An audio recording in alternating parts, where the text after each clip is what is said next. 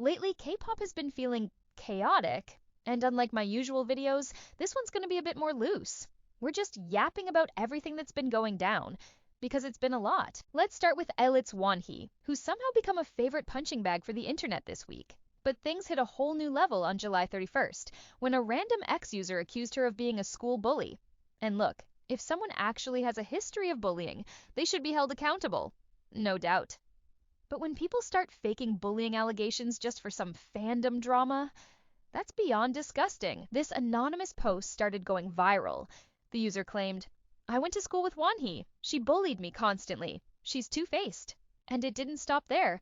They accused her of physical violence and verbal harassment, basically trying to destroy an 18-year-old's image in one post. Now, we've seen how brutal bullying accusations can be in K-pop. Careers have been ended before they even started. Just look at Garam or Soojin, both cases sparked massive debates, with the public completely split and no real clarity. So when it came to Wonhee, people got nervous. But here's the twist. K-netizens quickly noticed something strange. The post didn't even sound like it was written by a Korean. The grammar was awkward, and some of the phrases felt like textbook Google Translate. Turns out the person behind the post was actually a foreigner pretending to be Korean, just to start drama. They literally got exposed with comments like, "You foreigner, what are you even doing?" And it gets messier. Just before this, Wonhee had a super wholesome moment on Park So-hyun's Love Game radio show with Mocha and Yoona. When asked to pick a song to play, she chose Twice's Heartshaker and said, "I had to decide between BTS Sunvenom's I Need You and this, but I picked Heartshaker because when I think of K-pop girl groups, it's always been Twice for me. Since I was young, they've been a huge part of my life. I'd watch all their new content and dance to it all the time." Now tell me, what part of that sounds shady? She didn't say anything negative about Blackpink or any other group. She just showed love for Twice. But someone, somewhere, twisted her words into, "In my opinion, when it comes to the most popular girl group, it's always been Twice." And that's when things exploded. Blinks got offended. Fandom war reignited. Suddenly it became Twice versus Blackpink again, which is honestly embarrassing. Both groups have made massive contributions to K-pop. Twice is having a phenomenal year. They dropped a summer bop with Strategy, contributed to the biggest animated Netflix movie soundtrack, dropped a full album, and are now on tour.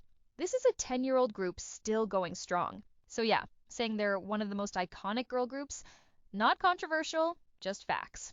But toxic fans, they'll twist anything into a fight. And meanwhile, Wonhee, a literal teenager, is getting dragged, mocked, and bullied online. Again, I keep wondering, who even mistranslated that one line? Was it a bitter Twice fan? A New Jeans stan? A Min Hee-jin supporter? Because let's be honest, this didn't come from one fandom. It felt like multiple sides came together just to ruin this girl's week. And for what? So, hyuk is now being dragged into the Katseye Gnarly mess, and it's not looking good. For those who missed it, this whole controversy started over the song Gnarly. It's just your typical hyperpop dance track. Fast, loud, chaotic. But what really set people off were the sounds layered into the production, specifically 19+ sounds of women. Yeah, at the beginning of the track, and again midway through, you can clearly hear. Originally, the demo version reportedly had laughter in those parts, but for some reason, someone made the creative decision to swap the laughter for this. And no, it's not subtle. People caught it fast, and TikTok made sure it went viral. And here's where it gets messier. One of the composers, Pink Slip, basically responded to this in a video with creator Jared Jeremy, and it didn't go well. For a lot of people, this explanation really ruined the song for them. But what really pushed fans over the edge? The fact that Katseye has a minor in the group, 17-year-old Yoonchae. And this very song was performed at the Kids' Choice Awards. So now you've got a track laced with questionable audio performed by underage idols at a kids' show. It's not just bad optics. People are calling it straight up disturbing, and now all eyes are on Hyuk. Why? Because his name is all over this.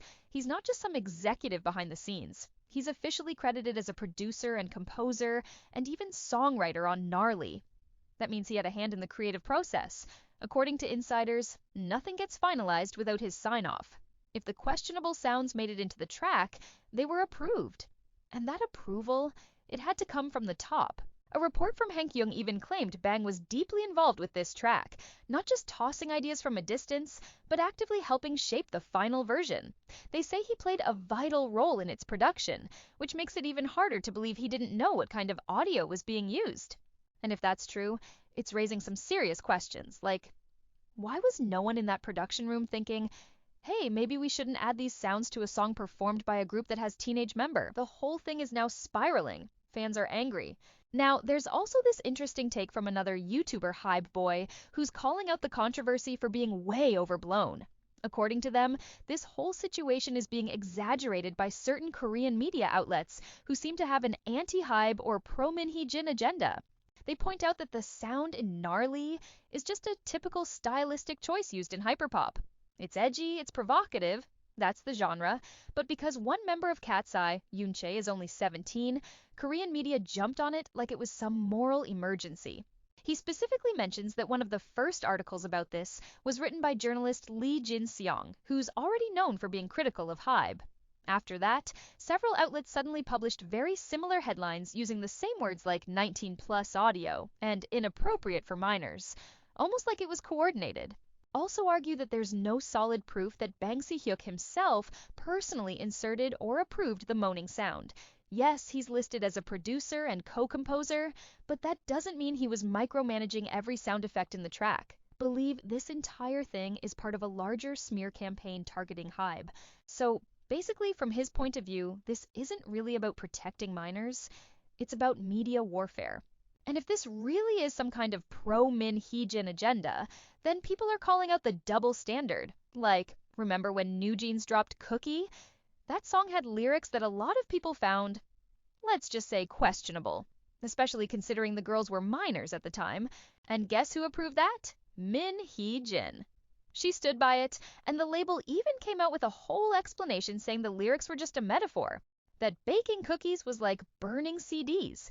They were trying to say it was about music and the group's fresh debut energy or whatever. The official statement was like, we hope you banish all unnecessary doubts and see the good intentions behind our content. And the timing of that viral video that is now deleted is a little too convenient. Just days before Katseye's big moment at Lollapalooza, feels like someone wanted to stir up drama and derail the momentum. Whether intentional or not, it's suspicious for sure. What you guys think about all of this, do write down in the comments. Now let's talk about Tarzan. And honestly, I don't even know where to start with this man. Like, what is actually wrong with him? This guy's out here using the N-word in a song that doesn't even have the word in it. No context, no lyrics, he just decided to throw it in. That's not appreciating the culture. That's just being straight up racist. 'Cause we brothers gotta look out for our Nubian sisters. What the hell is he talking about? He ain't black. You are from Korea. When I sit on my throne. You're a fucking nigger. And the worst part? These K-pop companies know what kind of discourse is trending online. Their social media teams have eyes everywhere, especially on TikTok where this stuff blows up fast. So how did Jeon Somi, of all people, end up interacting with him at that exact moment? She literally posted an IG story with her pants sagging and tagged Tarzan, writing, "This is how you do it, right?" Like, what?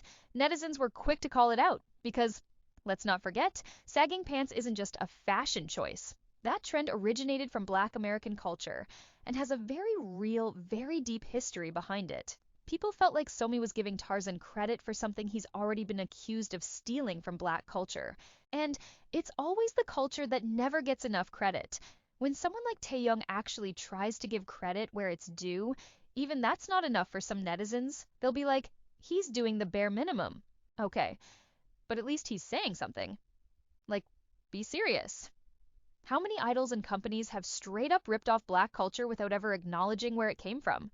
Some of the biggest names in K-pop have done racist things and faced zero consequences. No apology, no accountability, nothing. So yeah, when someone actually shows respect, that matters. Even if it's bare minimum, it's still better than silence. And about Somi. Some are furious, saying she should delete social media altogether for even entertaining that man. Others thought she was actually throwing shade, like mocking him for the way he dresses.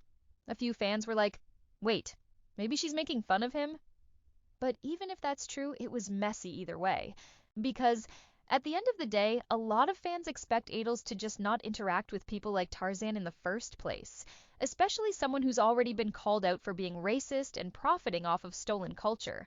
And now, with Somi tagged in all this, it's created a whole new mess online. As we are talking about K-pop stealing from black culture, JJ Fad has called out YG Entertainment for doing an interpolation of her song Supersonic in Babymonster's latest song Hot Sauce. Supersonic motivating rhymes are creating. And everybody knows that JJ Fad is devastating. I don't think you're ready, feeling deadly tonight.